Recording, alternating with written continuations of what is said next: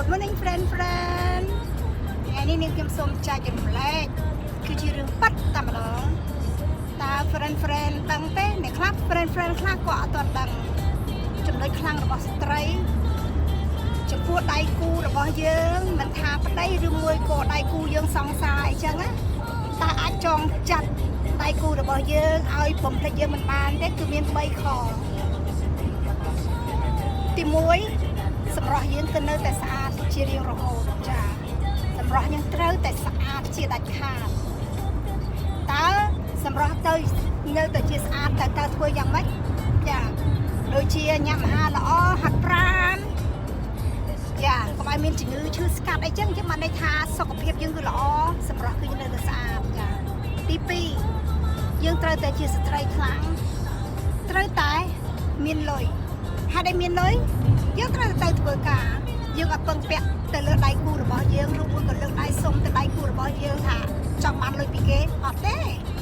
គឺយើងមានលុយដូចខ្លួនយើងអានឹងស្ត្រីខ្លាំងចាធ្វើការ working hard ធ្វើការខ្លាំងចាអានឹងគឺវាអញ្ចឹងហើយទី3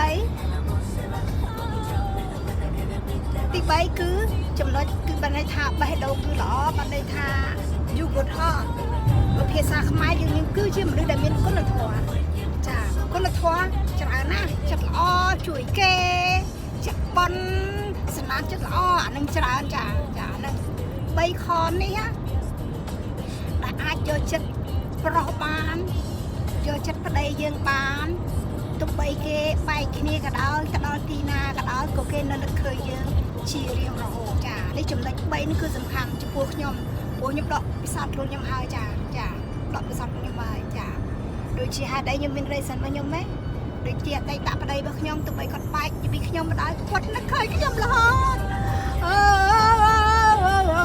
គាត់នឹកឃើញខ្ញុំរហូតចាហើយចំពោះតាក្រោយរបស់ខ្ញុំ